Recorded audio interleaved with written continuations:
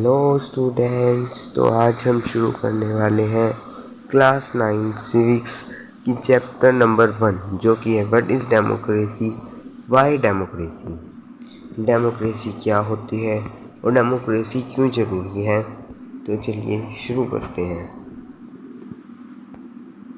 Overview, what is democracy, what are its feature, this chapter.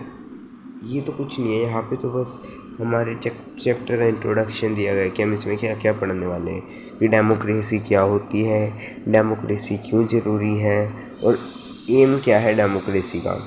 ठीक है, तो चलिए हमारे चैप्टर पे आते हैं। पहला है what is democracy. You have already read about different forms of government on the basis of your understanding of democracy. So far, mentioning a few examples, write down some common features of democratic government, non-democratic government. आपने पहले ही बहुत अलग अलग type की government के बारे में पढ़ चुके हैं, समझ चुके हैं। उनके बेसिस पे आप बताइए कि डेमोक्रेसी क्या होती है। So far mentioning a few examples. अब देखो बहुत सारी गवर्नमेंट होती हैं, उनमें से कुछ क्या होती हैं गवर्नमेंट डेमोक्रेटिक गवर्नमेंट होती है, कुछ क्या होती है नॉन डेमोक्रेटिक गवर्नमेंट होती हैं।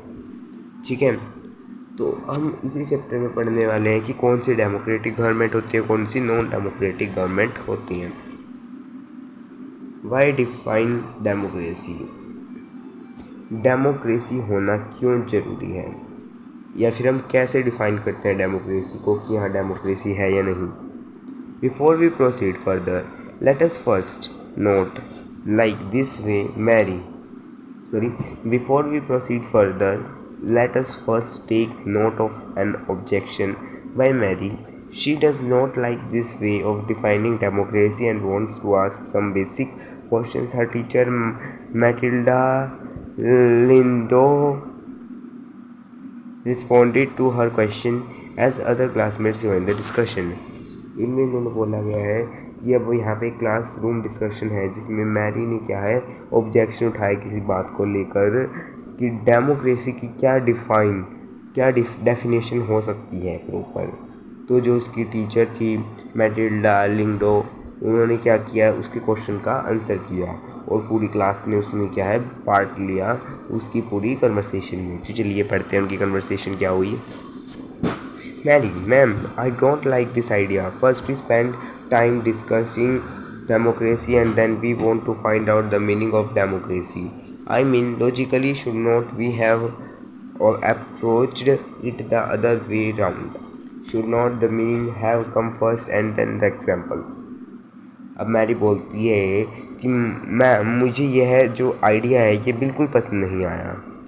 कौन सा आइडिया, कि पहले तो हम डेमोक्रेसी क्या है उसके लिए उसके डिस्कशन में क्या अपना टाइम बर्बाद करें, and then we want to find out the meaning of democracy. फिर हम पता लगाएं कि डेमोक्रेसी है क्या, तो उसकी मीनिंग क्या है डेमोक्रेसी का। I mean logically should not we have approached it the other way round. मतलब मुझे लॉजिकली लगता है कि हमें और कोई रास्ता ढूंढ लेना चाहिए डेमोक्रेसी के अलावा। Should not the meaning have come first and then the example. क्या हमारे पास पहले मीनिंग नहीं होना चाहिए फिर कोई एग्जाम्पल, है ना। तो जो उसके टीचर हैं वो जो लिंगडो मैडम है वो बोलती हैं कि I can see your point, मैं तुम्हारा जो पॉइंट है उसे समझ सकती हूँ, देख सकती हूँ, but that is now not how we reason in every day life. We use words like pen, rain और love. Do we wait to have a definition of these words before we use them? Come to think of it, do we have clear definition of these words? It is only by using a word that we understand its meaning. इन्होंने बोला है कि जैसे जो पहले Mary है वो objection उठाती है कि डेमोक्रेसी है क्या, उसका मतलब क्या है, डेमोक्रेसी की प्रॉपर डेफिनेशन क्या है। तो जो उसकी मैम है वो बोलती हैं कि जिस तरीके से रेन होती है, पेन होता है, लव होता है, इनका कोई प्रॉपर हमारा क्या नहीं होती, कोई डेफिनेशन नहीं होती। अब हम पेन को कैसे डिफाइन करेंगे कि हमने इसका पेन नाम क्यों रखा, पेन का मतलब क्या, पेन का तो कोई मतलब नहीं है, वो एक ऑब्जेक्ट है, हमने उसका नाम पेन रखा है। ठीक है, तो वैसी बहुत सारी चीज़ें होती है जिनकी एक प्रॉपर डेफिनेशन होना ज़रूरी नहीं होती। हम सिर्फ उन्हें यूज़ करते हैं अपना मतलब पूरा करने के लिए, ठीक है। Mary, but then why do we need definitions at all? फिर हमें डेफिनेशंस की क्यों ज़रूरत है? मैरी पूछती है कि हम हर चीज़ की डेफिनेशन देते हैं, तो हमें उन डेफिनेशन की ज़रूरत ही क्या है?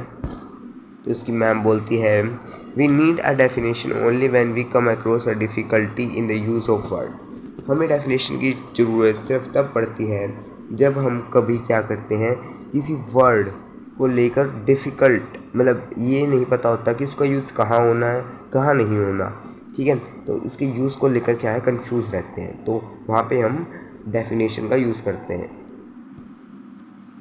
We need a definition of rain only when we wish to distinguish it from say diesel or cloud burst। अब देखो क्लाउड बर्स्ट में भी क्या होता है, पानी गिरता है आसमान से, रेन में भी क्या है, पानी गिरता है आसमान से, लेकिन है तो दोनों अलग चीज़। तो हमें रेन की डेफिनेशन की ज़रूरत वैसे तो नहीं होती, लेकिन ऐसे सिचुएशन जिसमें बताना कि क्लाउड बर्स्ट क्या होता है और रेन क्या होती है, वो दोनों अलग अलग कैसे हैं, तब हम रेन की क्या डेफिनेशन का यूज़ करते हैं। The same is true for democracy. We need a clear definition only because people use it for different purposes, because very different kinds of government call themselves democracy। इसलिए हमें democracy की definition की ज़रूरत इसलिए है ताकि हम कंट्रीज़ का पता लगा सकें कि वो डेमोक्रेटिक है या नहीं, क्योंकि बहुत सारी कंट्री ऐसी हैं जो अपने आप को क्या बोलते हैं, डेमोक्रेटिक बोलते हैं, लेकिन वही रियल में क्या है, डेमोक्रेटिक नहीं है। अब आगे एक अदर चिल्ड्रन आती है उनकी क्लास की, वो बोलती है, इसका नाम है रिबियांग, तो वो बोलती है कि but why do we need to work on a definition? लेकिन हमें डेफिनेशन जानने की ज़रूरत ही क्यों है? The other day you quoted Abraham Lincoln to us, democracy is government of the people, by the people and for the people. We in Meghalaya always ruled ourselves. That is accepted by everyone. Why do we need to change that? अब रिबियांग बोलती है कि हमें जो democracy उसकी definition की ज़रूरत ही क्यों है, मतलब उसके ऊपर हमें काम ही क्यों करना है जब हमें उसकी कोई ज़रूरत ही नहीं है। क्या आपने अब्राहम लिंकन की कही हुई बात नहीं सुनी कि जो डेमोक्रेसी होती है वो गवर्नमेंट होती है कि पीपल्स की, लोगों की, जो कि लोगों के द्वारा बनाई जाती है और लोगों के लिए बनाई जाती है। अब जो वो रिबियांग है वो बोलती है कि जैसे हम मेघालय में हम खुद ही रूल करते हैं, मतलब हम जो पीपल हैं वो खुद के रूल खुद ही बनाते हैं और सब लोग उस रूल को एक्सेप्ट भी करते हैं, तो हम उस चीज़ को बदलने की ज़रूरत ही क्या है, हमें डेमोक्रेसी की यूज़ करने की ज़रूरत है ही क्या। अब उसके आगे जो टीचर है वो बोलती है, I am not saying we need to change it. I too find this definition very beautiful. मैं मानती हूँ कि हमें इस चीज़ को क्या डिफ़ाइन करने की, ऐसे चेंज करने की कोई ज़रूरत नहीं है, लेकिन मुझे भी यह डेफिनेशन क्या है बहुत ही ब्यूटीफुल लगती है, बहुत अच्छी लगती है। But we do not know if this is the best way of defining unless or we think about it ourselves. We must not accept something just because it is famous, just because everyone accepts it. मुझे भी Abraham Lincoln की कही हुई बात वैसे तो पसंद है ना, उसने अच्छी बात बोली है, लेकिन हमें किसी भी बात को ऐसे नहीं मान लेना चाहिए कि वह ज़्यादा पॉपुलर है, सभी लोग उसको मानते तो मुझे भी मानना चाहिए। क्या है, उसका कोई रीज़न होना चाहिए उस बात को मानने का। तो इसलिए हम बोल सकते हैं डेमोक्रेसी को डिफ़ाइन करने की जो अब्राहम लिंकन की बात है वो एक प्रॉपर है, तो वो भी सही, लेकिन वो प्रॉपर तरीका नहीं है उसको डिफ़ाइन करने का।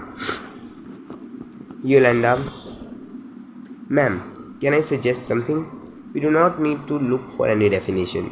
I read somewhere that the word democracy comes from a Greek word demokratia. In Greek, demos means people and kratia means rule. So democracy is ruled by the people. This is the correct meaning. Where is the need to debate? अब जो योलेंडा है वो बोलती है कि ma'am मैं क्या आपको एक सुझाव दे सकती हूँ? मैंने कहीं पढ़ा है कि जो ग्रीक वर्ड है डेमोक्रेटिया, जो डेमोक्रेसी है एक ग्रीक वर्ड डेमोक्रेटिया से आई है, जिसमें ग्रीक में डेमोस का मतलब होता है पीपल और क्रेटिया का मतलब होता है रूल। इसलिए जो डेमोक्रेसी का मतलब क्या हुआ, रूल ऑफ पीपल, ठीक है, rule by the people. This is the correct meaning, where is the need to debate. ये बिल्कुल सही बात है कि रूल ऑफ द पीपल, तो हमें उस पर डेफिनेशन ढूंढने की ज़रूरत है ही क्यों, है ना, और उस पर डिबेट करने की भी क्या ज़रूरत है। जो लिंगडो मैडम है वो बोलती है, that is also a very helpful way of thinking about this matter. I would just say that this does not always work. A word does not remain tyre to its origin. Just think of computers. Originally, they were used for computing, that is to say, calculating very difficult mathematical sums. These were very powerful calculators, but nowadays, very few people use some computer for computing sums. They use it for writing, for designing, for listening to music, and for watching film. Words remain the same, but their meaning can change with time. In that case, it not very useful to look at the origin of the word. अब जैसे ही जो ये Yolanda थी वो बोलते हैं कि ma'am उसकी ओरिजिन से ही हमें पता लग रहा है कि उसका मतलब क्या है, तो जो उसकी मैम है वो बोलती हैं कि हर चीज़ का मतलब, कोई भी वर्ड है जैसे कंप्यूटर है, उसका मतलब टाइम के साथ चेंज हुआ है। पहले लोग कंप्यूटर को क्या है कंप्यूटरिंग करने के लिए, मतलब क्या है सम्स को सॉल्व करने का, 2+3=5, ऐसे कंप्यूटर्स का यूज़ मैथमेटिकल ऑपरेशंस करने के लिए यूज़ किया करते थे। लेकिन आज क्या है, कंप्यूटर का मतलब ही चेंज हो चुका है। आज लोग उससे डिज़ाइनिंग करते हैं, नए नए ऐप्स बनाते हैं, गेम्स बनाते हैं, और क्या है म्यूज़िक सुनते हैं, ठीक है, वीडियोग्राफी करते हैं। तो अब क्या है, कंप्यूटर का मतलब सिर्फ कैलकुलेट करना नहीं, क्या है और भी बहुत सारी चीज़ें करना हो चुका है। तो अब उनके मैम बोलते कि जैसे अब कंप्यूटर का मतलब चेंज हुआ, वैसे ही डेमोक्रेसी का भी मतलब क्या है, टाइम टाइम के साथ चेंज होता है। इसलिए हमें उसके एक प्रॉपर डेफिनेशन की ज़रूरत होती है, ना कि उसके ओरिजिन की, कि उसके ओरिजिन वर्ड क्या है। जैसे कंप्यूटर है, कंप्यूटर का ओरिजिन वर्ड क्या था, कंप्यूटिंग, कंप्यूट, तो कंप्यूट से कंप्यूटर बना था जो कैलकुलेशन करने में हेल्प करता है, वो कंप्यूटर, ठीक है। लेकिन अब क्या है, कंप्यूटर का यूज़ ही कुछ और चुका है, तो उसका मीनिंग भी क्या है उसके साथ ही चेंज हो चुका है। कंप्यूटर का मतलब अब कंप्यूट करना नहीं, बल्कि अदर वर्क जैसे डिज़ाइनिंग, वीडियोग्राफी वगैरह वगैरह करने के लिए चेंज हो चुका है, उनके अकॉर्डिंग चेंज हो चुका है। तो इसलिए हमें क्या है, ओरिजिन पे उसकी, किसी भी वर्ड के ओरिजिन से हमें उसकी मतलब नहीं पता लगता, उसका वर्क पता नहीं लगता। Mary, ma'am, so basically what you are saying is that there is no shortcut to out thinking about the matter ourselves. We have to think about its meaning and involve a definition. तो अब जो Mary है वो बोलती कि ma'am मतलब आपके कहने का मतलब ये है कि अब हमें क्या है, ज़्यादा बहस नहीं करनी चाहिए। अब हमें क्या है, सिर्फ इसकी एक डेफिनेशन, प्रॉपर डेफिनेशन को समझना चाहिए कि इसकी प्रॉपर डेफिनेशन क्या हो सकती है। अब आगे जो लिंगडो मैम है वो बोलती हैं, you got me right, let us go on with it now.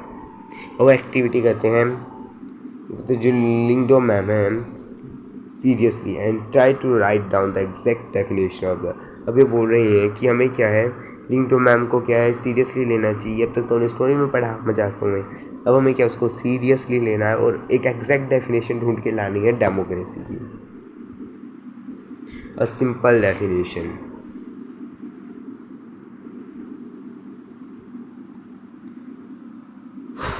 Yeah, इसकी definition, democracy is the form of government in which the rulers are elected by the people. Democracy क्या है, एक ऐसी फॉर्म ऑफ गवर्नमेंट है जिसमें जो rulers हैं किनके द्वारा इलेक्ट किए जाते हैं, पीपल के द्वारा। ये होगी इसकी सिंपल डेफिनेशन। कौन सी simple definition, democracy is a form of government in which rulers are elected by the people. अब ऊपर इन्होंने क्या बोला कि एक सिंपल फैक्टर जो कॉमन है सारी डेमोक्रेसीज में, is the government is chosen bye the people. इसलिए हम इसकी सिंपल डेफिनेशन क्या दे सकते हैं कि democracy is a form of government which in which the rulers are elected by the people, है ना। This is useful starting point, तो ये स्टार्टिंग पॉइंट के लिए तो यूजफुल है, लेकिन ये एग्जैक्ट मीनिंग नहीं है ये भी। क्यों? This definition allow us to separate democracy from forms of government, forms of government that are clearly not democratic. The army rulers of Myanmar were not elected by the people. Those who happened to be in control of the army become the ruler of the country. People had no say in this decision. Dictators like Pinochet, जो कि child का है, are not elected by the people. This also applies to monarchies. The kings of Saudi Arabia rule not because the people have chosen them to do so, but अब इन्होंने बोला है कि ये जो डेफिनेशन है कि डेमोक्रेसी एक ऐसी फॉर्म ऑफ गवर्नमेंट है जिनमें रूलर्स के इलेक्ट किए जाते हैं पीपल्स के द्वारा, वो एक उस हद तक सही है जहाँ पे हमें क्लियरली पता लग रहा है कि ये कंट्री डेमोक्रेटिक नहीं है। जैसे इन्होंने एग्जांपल दिए हैं, म्यांमार है, वो क्या है, उसमें क्या है, आर्मी का रूल चलता है। वो आर्मी भी कैसी, जो लोगों ने नहीं क्या है, लोगों ने सिलेक्ट नहीं किया, ऐसी आर्मी का रूल चलता है। तो इसलिए क्या है, हम उसे डेमोक्रेटिक नहीं कह सकते क्योंकि लोगों के द्वारा चूज़ किया गया, रिप्रेजेंटेटिव नहीं है। अगला है जैसे कि हमारा डिक्टेटर है पाइनोट, वो भी क्या है, जो चाइल्ड है, उसमें भी पीपल्स को इलेक्शंस हेल्ड करने का राइट नहीं है, वो उनका वोट नहीं डलता, ठीक है। तो जिससे क्या है, वो भी लोगों के द्वारा सेलेक्ट किया गया नहीं है, तो वो भी नॉन डेमोक्रेटिक हो गया। और क्या हो गया, जैसे सऊदी अरेबिया है, उसमें जो पीपल हैं उन्होंने क्या है, लोगों को चूज़ नहीं किया रूल करने के लिए, फिर भी वो रूल कर रहे हैं। क्यों? क्योंकि वो क्या है, मोनार्की फॉर्म है। तो इनमें तो हमें पता लग रहा है कि नॉन डेमोक्रेटिक है, ठीक है। This simple definition is non adequate, it remains as that democracy is people's rule, but if we use this definition in an unthinking manner, we would end up calling almost every government that holds an election a democracy. अगर हम इसी definition को लेके चलते हैं तो हम तो बोल देंगे कि कोई भी ऐसी गवर्नमेंट जो कि इलेक्शन हेल्ड करती हैं वो डेमोक्रेटिक हुई है ना, हम तो यही सोचेंगे। लेकिन ये बात पूरी गलत है क्योंकि कई ऐसे होते हैं जो अनफेयर इलेक्शंस लड़ते हैं, कोई ऐसे होते हैं जिनमें एक ही पार्टी हर बार जीतती है, वो भी धोखे से, ठीक है। तो सिर्फ इलेक्शंस को हेल्ड करना क्या है, एक डेमोक्रेसी का पार्ट नहीं है। एक हद तक तो इलेक्शंस हेल्ड करना भी डेमोक्रेसी का पार्ट है, लेकिन वो एक हद तक ही है, उससे ऊपर जाते ही क्या है, डेमोक्रेसी क्या है, इलेक्शंस हेल्ड करना, सिर्फ इलेक्शन हेल्ड करना नहीं है। इसमें और भी कई चीज़ें होती हैं, कौन कौन सी चलिए पढ़ते हैं। As we shall find out in chapter 3, every government in contemporary world want to be called a democracy, even if it is not so. That is why we need to carefully distinguish between a government that is a democracy and one that pretends to be one. ठीक है, तो इसलिए हमें क्या ज़रूरत है कि पता लगाने की कि कोई भी गवर्नमेंट क्या वो डेमोक्रेटिक है या नहीं, या फिर वो होना चाहती है या नहीं, ठीक है। We can do so by understanding each word in this definition carefully and spelling out the feature of a democratic government. हम क्या है, जो डेफिनेशन है डेमोक्रेसी की, उसको अगर हम ध्यान से पढ़ें तो क्या है, हमें कुछ ऐसी चीज़ें पता लगेंगी जिससे हम डिस्टिंग्विश कर सकते हैं कि कोई भी जो ऐसी कंट्री जो कि इलेक्शंस हेल्ड कर रही है वो क्या है, डेमोक्रेटिक है या नहीं है। देखो ये रे, democracy gives every man the right to be his own oppressor, ठीक है। डेमोक्रेसी हर मैन को राइट देती है कि वो अपने जो निर्णय है वो खुद ले सके। Democracy consist of choosing your dictators after they have told you what you think it is by to hear. Democracy में क्या होता है, डिक्टेटर्स होते हैं,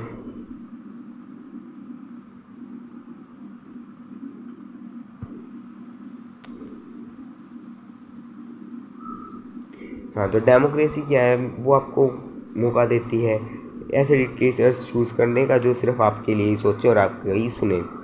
men's capacity for justice makes democracy possible, but man's inclination to injustice makes democracy necessary.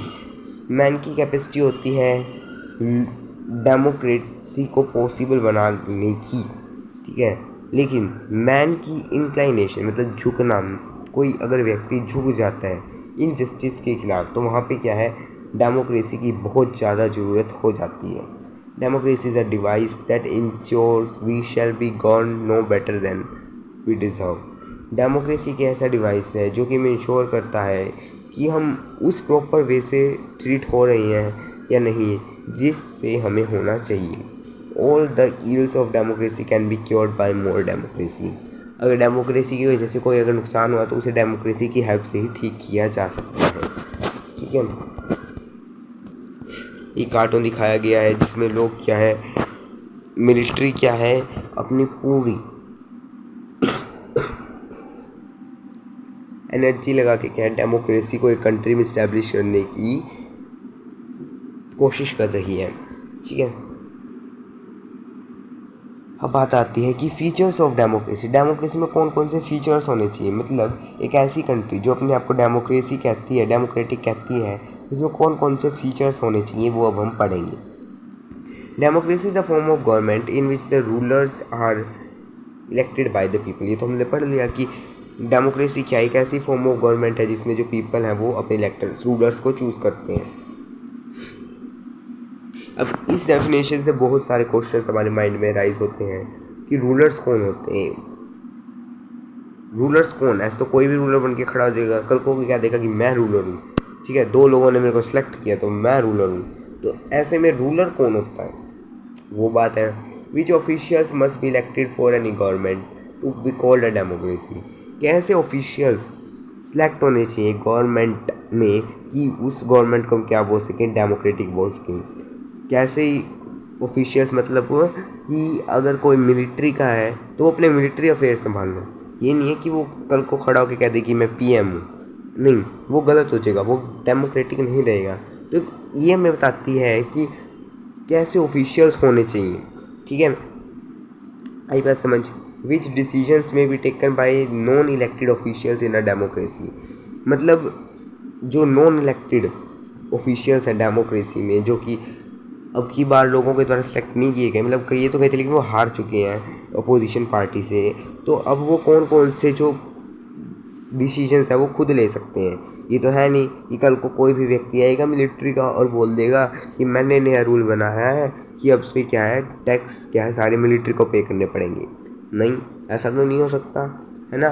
तो उसके लिए कि किसको अधिकार है रूल बनाने का, या फिर जो नॉन इलेक्टेड ऑफिशियल्स हैं वो कैसे रूल बना सकते हैं, कैसे डिसीजंस ले सकते हैं, वो क्या कर सकते हैं, अपोजिशन पार्टी को अपोज कर सकते हैं, है ना, उनके डिसीजंस को अपोज कर सकते हैं, लेकिन वो खुद तो कोई डिसीजन नहीं बना सकते, है ना। तो वही बात हम पढ़ेंगे कि नॉन इलेक्टेड ऑफिशियल्स कैसे डिसीजंस ले सकते हैं। What kind of election constitute a democratic election. अब इलेक्शन तो है भाई, इलेक्शन से ही रिप्रेजेंटेटिव्स चूज होंगे, लेकिन वो इलेक्शन भी कैसे होने चाहिए, फेयर, अनफेयर, कैसे। ठीक है, हु आर द पीपल। वो पीपल कौन है जो कि इलेक्ट नहीं कर सकते रूलर्स को और गेट इलेक्टेड एज रूलर्स, और जो कि क्या है खुद रूलर्स की तरह इलेक्ट नहीं किए हो सकते। Should this include every citizen on in equal basis. क्या ये इक्वल बेसिस पे है या नहीं, मतलब जैसे अब मैन है वुमेन है, अब उनमें से जो पीपल हैं जो कि इलेक्ट कर सकते हैं अपने रूलर्स को, मतलब जो वोट डाल सकते हैं।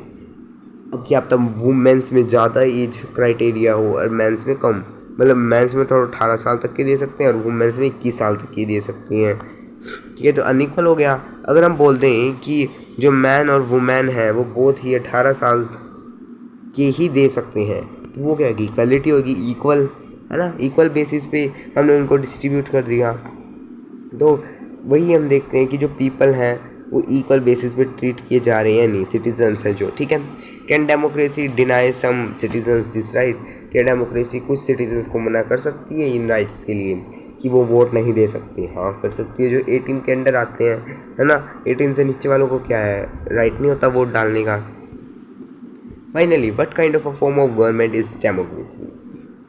और आखिरी बात आती है कि कैसी फॉर्म ऑफ गवर्नमेंट होती है ये डेमोक्रेटिक गवर्नमेंट, मतलब हम कैसी फॉर्म ऑफ गवर्नमेंट को डेमोक्रेटिक गवर्नमेंट बोल सकते हैं।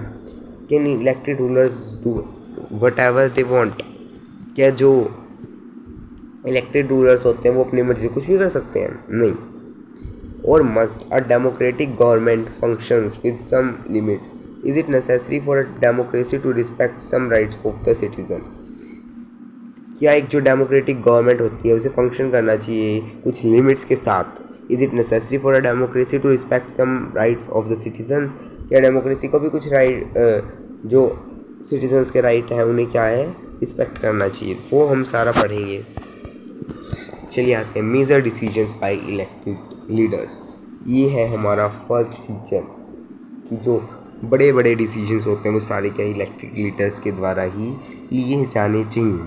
कैसी गवर्नमेंट में? डेमोक्रेटिक गवर्नमेंट में। मतलब कि मान लो ये इंडिया है, अगर इंडिया का पीएम हमने नरेंद्र मोदी को बनाया है तो वही क्या है हमारे डिसीजंस लेगा। ठीक है, जो भी डिसीजन इंडिया के बारे में लेगा वो कौन लेगा? पीएम मोदी ही लेगा, कोई और नहीं ले सकता। यही बात समझ। ये नहीं है कल को अगर कोई इरफान खान खड़ा होके आए कि मैं लूँगा डिसीजन, वो बात गलत हो जाएगी, वो नहीं ले सकता। क्यों नहीं ले सकता? क्योंकि डेमोक्रेसी कहती है कि जो भी डेमोक्रेटिक गवर्नमेंट है उसमें जो डिसीजंस है वो कौन लेगा? इलेक्टेड मेंबर ही लेगा। ठीक है, अब इन्होंने क्या एग्जांपल दे रखा है? नॉन, अब आप बताओ ये नॉन डेमोक्रेटिक है या डेमोक्रेटिक? पाकिस्तान है भाई, है ना, neighbouring country. General Parvez Musharraf led and military coup in अक्टूबर 1999। जो पाकिस्तान में एक बार क्या हुआ 1999 में, जो परवेज मुशर्रफ था ना, जनरल परवेज मुशर्रफ, जनरल मतलब क्या था? मिलिट्री का लीडर था। उसने क्या किया? मिलिट्री को चला दिया, तख्ता पलट कर दिया। तख्ता पलट मतलब उसने क्या किया? राजा को, जो राजा मतलब जो लीडर था वहाँ का, उसे क्या कर दिया? अपने प्लेस से डिसमिस कर दिया और खुद क्या उसके प्लेस पे आके बैठ गया। वो बोलता अब मैं लूँगा रूल, मैं करूँगा अब रूल, मेरे हाथ में है सारे देश की भागदौड़। He overthrew a democratically elected government and declared himself the chief executive of the country. उसने क्या किया कि जो डेमोक्रेटिकली इलेक्टेड गवर्नमेंट थे उन्हें तो क्या कर दिया? भगा दिया, ओवरथ्रो कर दिया, मतलब भगा दिया वहाँ से, और खुद को क्या है? Chief executive. एग्जीक्यूटिव क्या होता है आप कमेंट में बताइए, है ना। आप पिछले में पढ़ के आए हो। थ्री उसमें स्टेट्स में डिवाइड है हमारी जो पावर है, लेजिस्लेचर, एग्जीक्यूटिव और जुडिशरी। तो उनमें से उसने खुद को क्या बोल दिया कि मैं चीफ एग्जीक्यूटिव हूँ, जो भी अब मैं डिसीजंस होंगे मैं ही उन्हें एग्जीक्यूट करूँगा। ठीक है। Later he change his designation to president. अब उसने और भी बड़ा काम कर दिया, पहले तो चीफ एग्जीक्यूटिव बना था, अब उसने क्या किया कि खुद को प्रेसिडेंट घोषित कर दिया। कब? 2002 में। कैसे? Held a referendum in the country that guaranteed him a 5 years extension.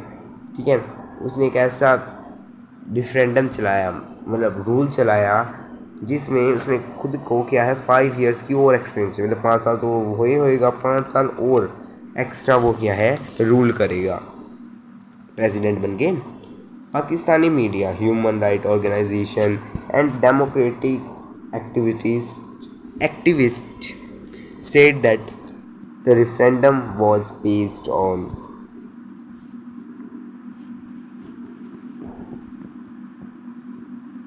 malpractices and fraud।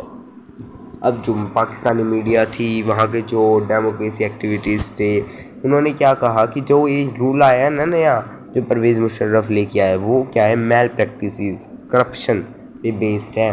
मतलब ये सारा क्या हो रहा है? ऐसा धोखाधड़ी हो रही है, फ्रॉड हो रहा है। इन अगस्त कि वो तो समझ चुके थे कि हमारे साथ क्या है, धोखा किया जा रहा है, ये तो अपनी पावर बढ़ाने के लिए उसने एक नया रूल चलाया है। In August 2002 he issued a legal framework order that amended the constitution of Pakistan. उसने अगस्त 2002 में एक लीगल फ्रेमवर्क ऑर्डर चलाया।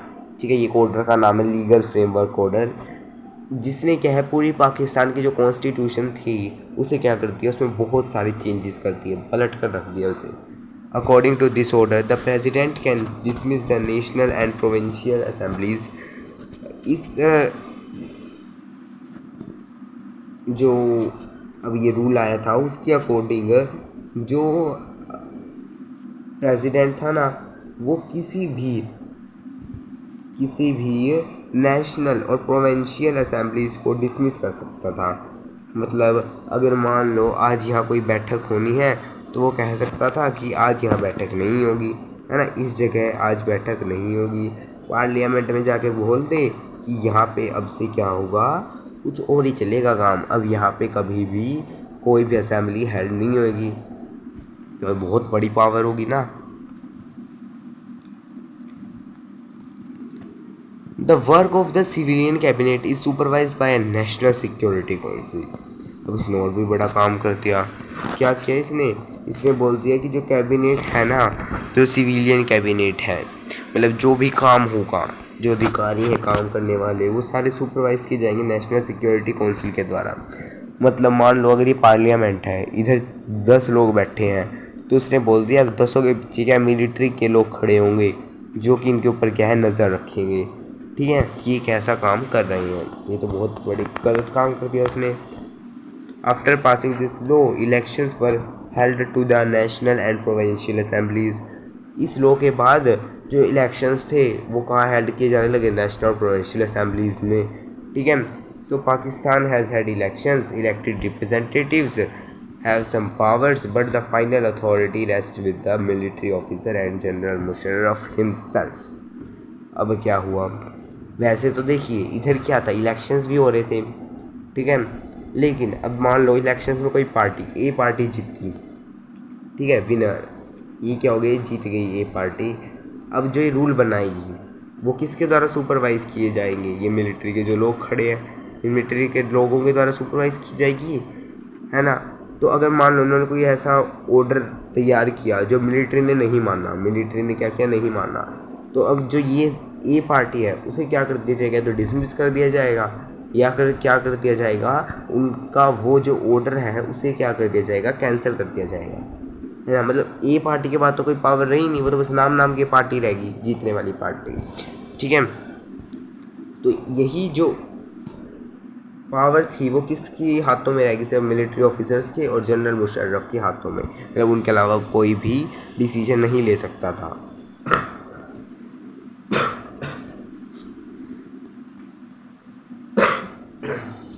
अब आप बताओ कि ये एक डेमोक्रेटिक गवर्नमेंट हुई या नहीं हुई।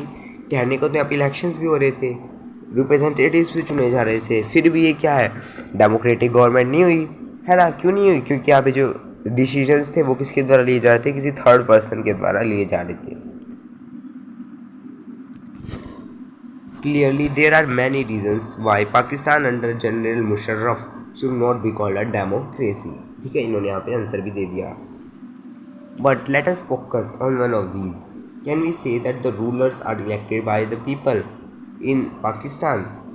लेकिन अब अगर हम देखें डेफिनेशन के हिसाब से कि जो पीपल थे वो अपने पाकिस्तान में इलेक्शंस के द्वारा अपने रूलर्स को चूज़ कर पा रहे थे, नॉट क्वाइट। ये सही भी है और गलत भी है। नॉट क्वाइट का मतलब होता है हाँ भी और नहीं भी।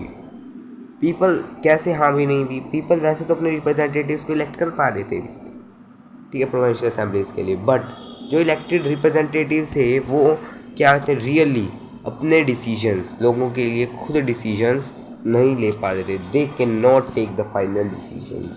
The power to take final decision rested with the army officials and with general Musharraf and none of them were elected by the people. This happens in many dictatorship and monarchies.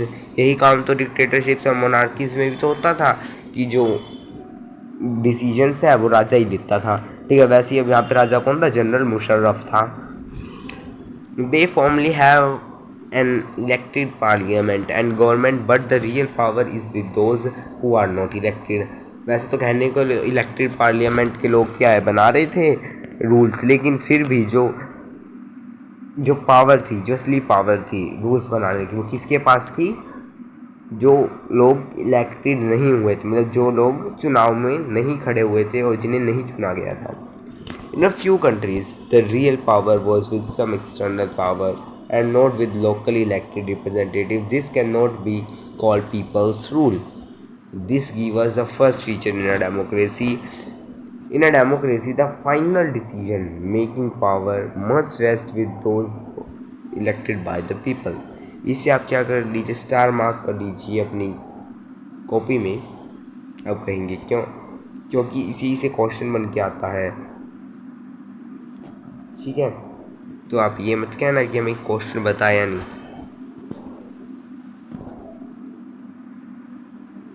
अब इससे क्वेश्चन आता है कि एक minute, sorry,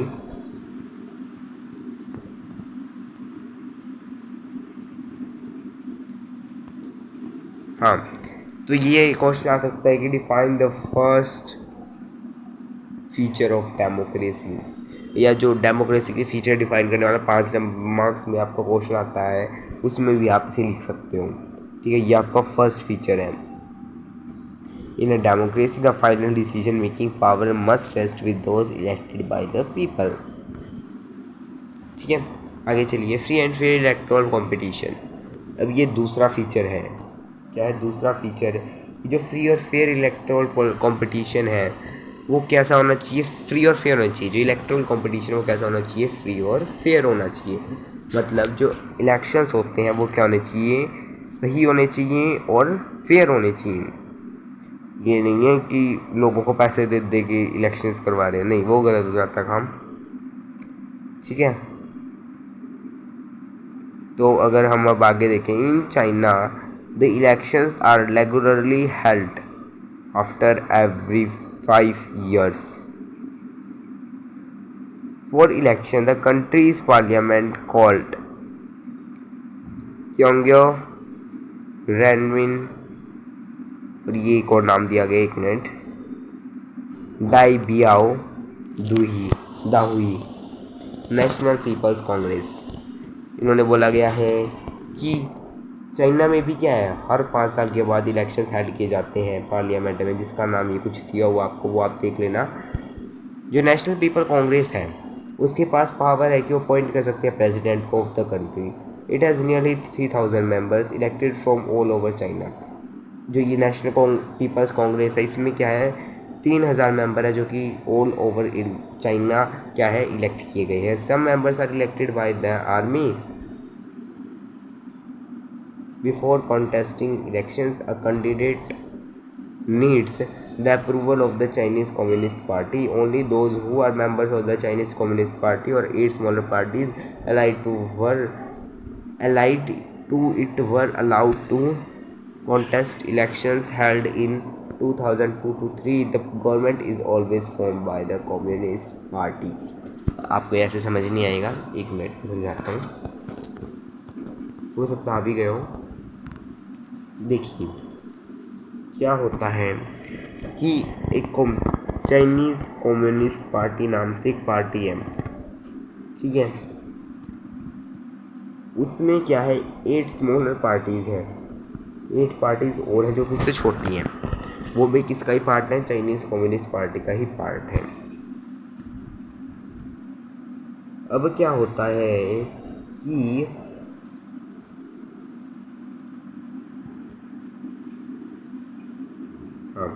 अब क्या होता है कि मान लो एक बंदा है, ये एक बंदा है वो इलेक्शंस में क्या है खड़ा होना चाहता है, तो उसे या तो इस 8 पार्टीज़ के पास जाना पड़ेगा या CCP चाइनीज़ कम्युनिस्ट पार्टी के पास जाना पड़ेगा इलेक्शंस लड़ने के लिए। ठीक है, वैसे कोई भी इंडिविजुअल क्या है इलेक्शंस नहीं लड़ सकता, अगर वो लड़ेगा तो उसे क्या मार दिया जाएगा। तो अब अगर इलेक्शंस होंगे, अब अगर मान लो इलेक्शंस हुए, 1 मिनट, हाँ, तो अब अगर इलेक्शंस हुए,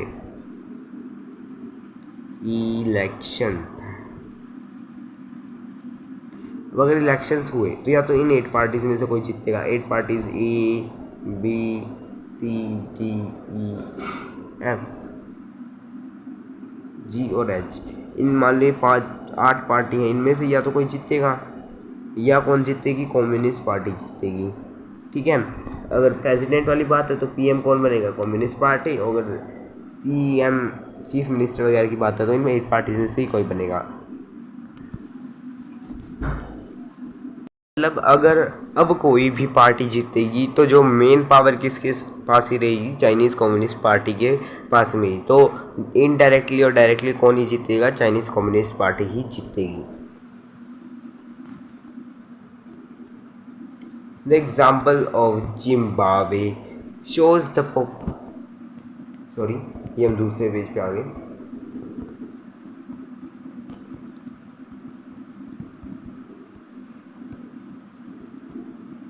हाँ, तो since its independence in 1930, the Mexico holds elections after every 6 years to elect its president.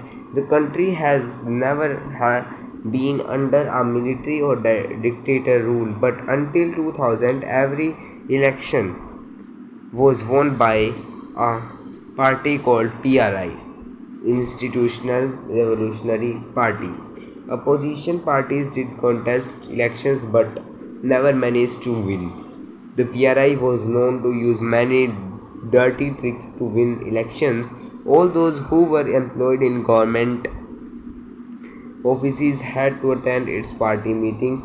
Teachers of government schools used to force parents to vote for the PRI. Media largely ignored the activities of opposition parties except to criticize them.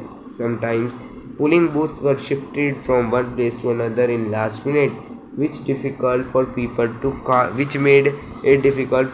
to cast their votes. The PRI spent a large sum of money in the campaign for its candidate. अब क्या हुआ, वो तो थी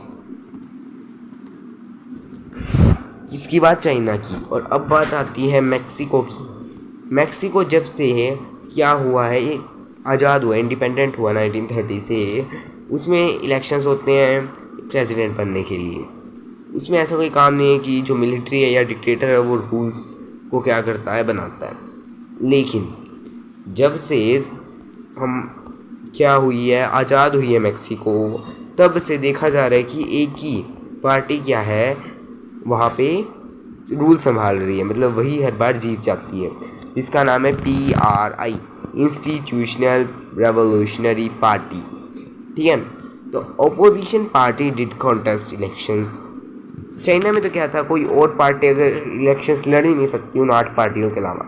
लेकिन यहाँ पे क्या था, अपोजिशन पार्टी लड़ती तो थी इलेक्शन, बट कभी जीत नहीं पाती थी। क्यों नहीं जीत पाती थी? क्योंकि PRI को जानना जाता था कि वो डर्टी ट्रिक्स, मतलब बुरी ट्रिक्स यूज़ करती हैं, गलत ट्रिक्स यूज़ करती हैं इलेक्शंस जीतने के लिए। All those who were employed in government, जो अब कौन कौन सी डर्टी ट्रिक्स, अब आपका यहाँ पे क्वेश्चन भी बन सकता है कि right the dirty tricks used by the PRI to win the elections. तो इनमें से फर्स्ट है हमारा कि all those who were employed in government offices had to attend its party meeting.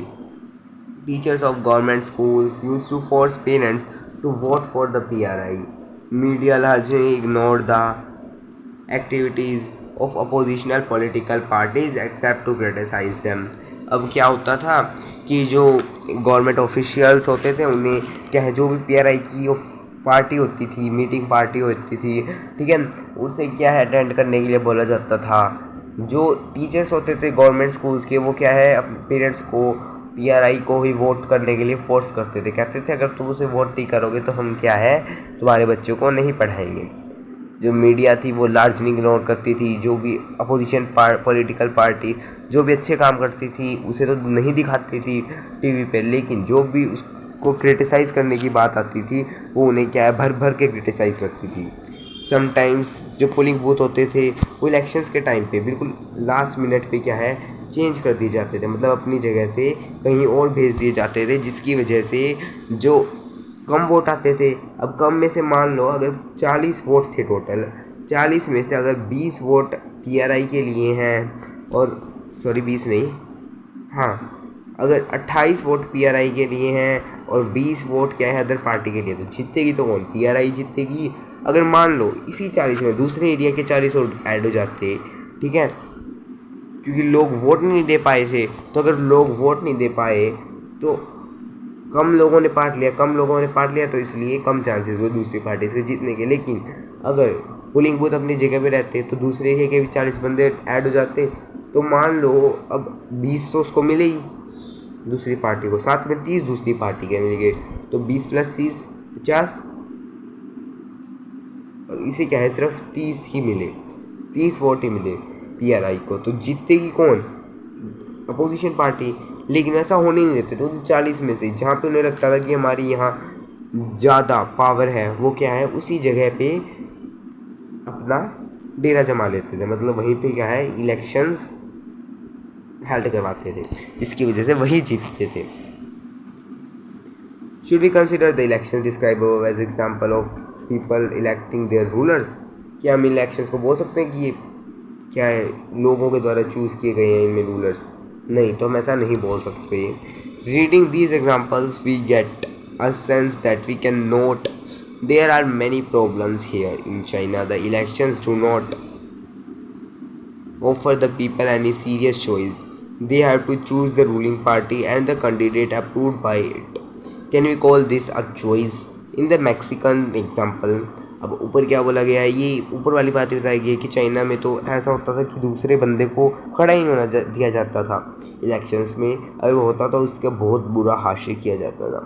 लेकिन मैक्सिको में जहाँ होने की चॉइस थी, लेकिन फिर भी वहाँ पे क्या है, अनफेयर इलेक्शंस हेल्ड किए जाते थे, जिसकी वजह से जो दूसरी पार्टी थी वो कभी जीत ही नहीं पाती थी। We can thus add a second feature to our understanding of democracy. कौन सा है वो, कि democracy must be based on a free and fair elections where the currently in power have a fair chance of losing. अब democracy का second feature क्या है कि जो एक डेमोक्रेसी है उसमें वो उस चीज़ पे बेस होनी चाहिए जिसमें फ्री एंड फेयर इलेक्शंस होने चाहिए, ठीक है, जिनमें जो अभी पावर में है, मान लो अभी आज नरेंद्र मोदी पावर में है, तो कल को जो हमारा दूसरा योगी आदित्यनाथ है वो भी क्या हो जाना चाहिए, पावर में आ जाने की उसकी चांस होना चाहिए, ठीक है। तो हम दो कर चुके हैं हमारे फीचर्स, बाकी के फीचर्स हम नेक्स्ट वीडियो में करेंगे। Till then stay safe, stay connected and watch the video and like the video, ठीक है, and subscribe the channel, like the video and share as you can. For more videos press the bell icon.